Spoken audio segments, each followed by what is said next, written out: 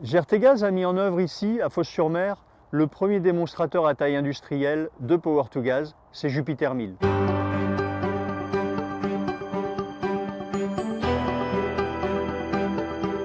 Power2Gas, c'est le fait de transformer de l'énergie électrique renouvelable en hydrogène ou en méthane de synthèse.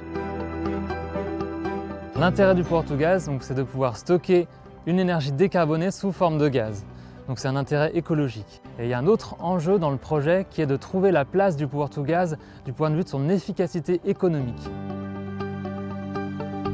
Nous mettons en œuvre ici deux procédés.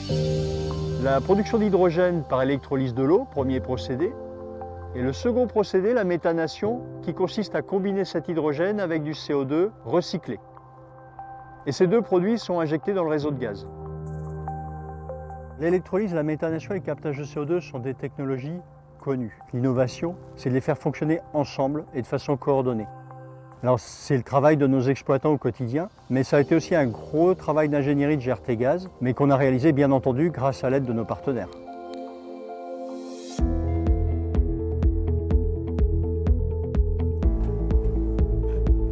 Le principe de l'électrolyse est de casser la molécule d'eau avec de l'électricité pour produire de l'hydrogène et de l'oxygène.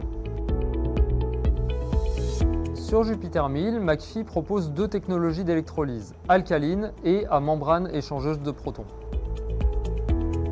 Jupiter 1000 est une belle opportunité pour perfectionner nos technologies et une très belle vitrine pour McPhy et tous les partenaires du projet.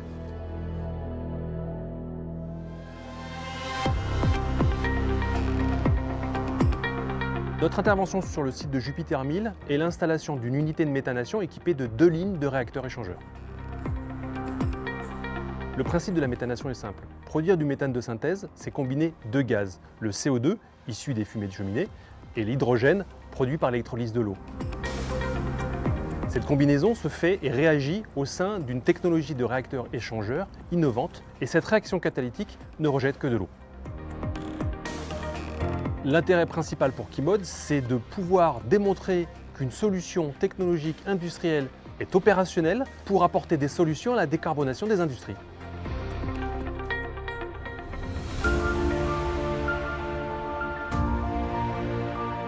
L'Eurohellots a développé une technologie innovante qui vient capter le CO2 des fumées industrielles d'Ascométal, qui est une aciérie voisine de Jupiter 1000. La technologie mise en œuvre permet de capter le CO2 dans des contacteurs membranaires, puis ensuite on passe par des phases de séchage et de compression pour acheminer ce CO2 jusqu'au site de Jupiter 1000.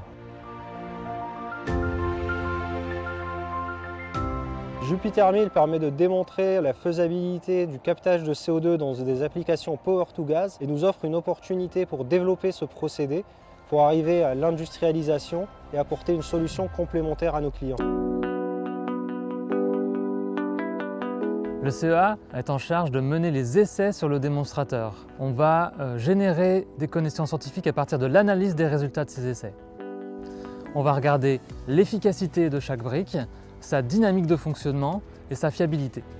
Et en parallèle, on mène des analyses de cycle de vie et des études technico-économiques en lien avec RTE qui nous fournit des données sur le marché de l'électricité pour éclairer la pertinence du Power2Gas. Alors pour un électricien comme CNR, qui est le premier producteur d'énergie exclusivement renouvelable en France, hydroélectricité, éolien et solaire, l'enjeu d'un site de Power2Gas comme Jupiter 1000, c'est de tester le stockage de l'électricité via l'injection d'hydrogène ou de méthane de synthèse dans le réseau de gaz.